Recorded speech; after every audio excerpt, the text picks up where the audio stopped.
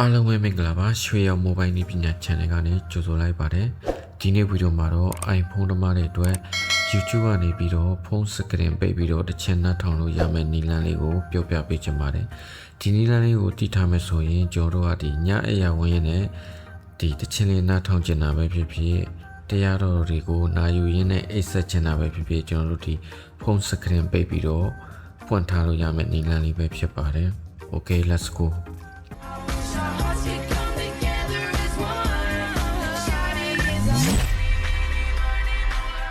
အရင်ဆုံးကျွန်တော်တို့ server တွေကိုဝင်လိုက်ပါ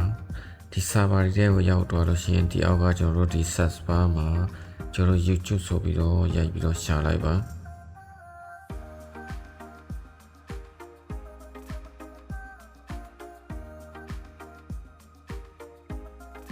โอเคဒီမှာကျွန်တော်တို့ YouTube တွေကိုရောက်ပြီဆိုရင်ကျွန်တော်တို့ကကိုနားထောင်ခြင်းတဲ့တခြင်း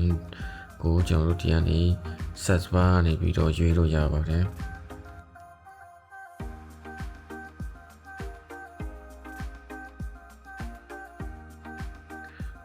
ကျွန်တော်ကတော့ဒီကနေဒီ copyright လွတ်အောင်ဆိုပြီးတော့ကျွန်တော်ကတော့ဒီ copyright မညှိနိုင်တဲ့တခြင်းတစ်ပုဒ်ကိုရွေးလိုက်ပါမယ် Okay ကျွန်တော်ဒီမှာရောက်ပြီဆိုရင်ဒီအောက်ကဒီနေရာလေးမှာကျွန်တော်တစ်ချက်နှိပ်ပေးလိုက်ပါ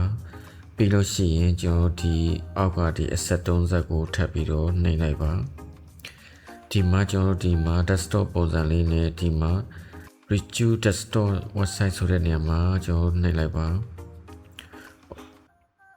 Okay ဒါဆိုလို့ရှိရင်ကျွန်တော်တို့ကဒီမှာ desktop ပုံစံပြောင်းသွားပြီပေါ့နော်ဒီမှာကျွန်တော်တို့ကဖွင့်လိုက်ပေါ့နော်ပြီးရင်ကျွန်တော်တို့က home key လေးနဲ့ပြန်ပြီးတော့ပတ်ထွက်လိုက်ပါပြီးရင်ကျွန်တော်ဒီအပေါ်ကဒီ noti bar လေးကိုဆွဲချလိုက်ပါပြီးရင်ဒီမှာ play ကိုနှိပ်ပါ